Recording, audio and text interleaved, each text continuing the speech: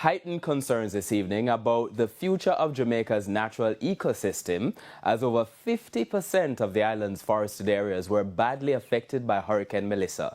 According to the Forestry Department, early assessments show the hurricane affected over 270,000 hectares of Jamaica's 523,000 hectares of forest.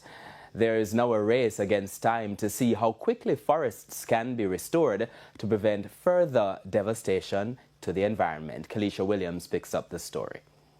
Lush green areas now brown, trees stripped bare by hurricane-force winds.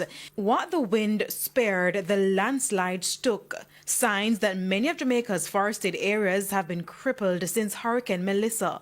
Today, the Forestry Department provided an early assessment. 51% of the island's forests badly impacted by the storm.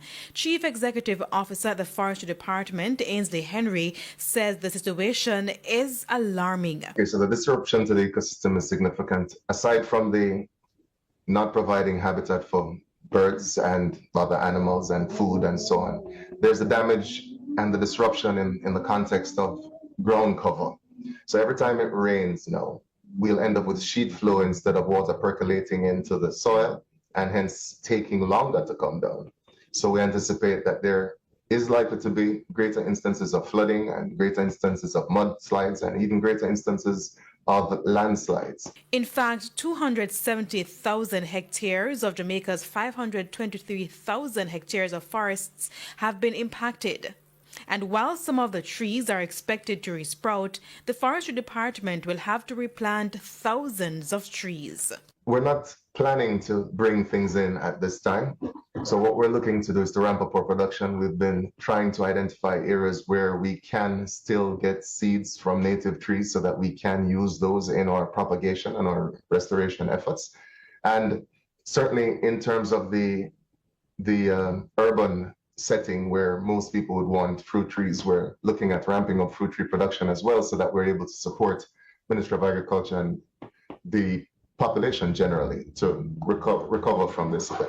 Now, the trees are not only important habitats for different species of birds and other animals, but they are protectors in the island's ecosystem.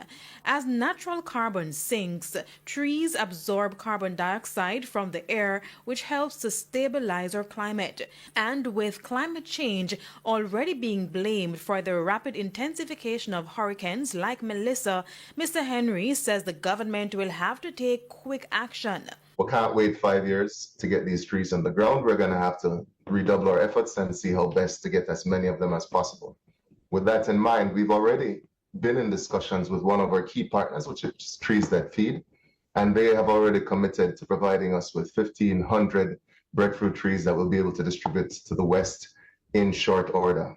I anticipate that we will have those ready to go maybe as early as next week. Reforestation is one of the main agenda items at COP30 in Brazil as trees continue to be threatened by disasters and human activities.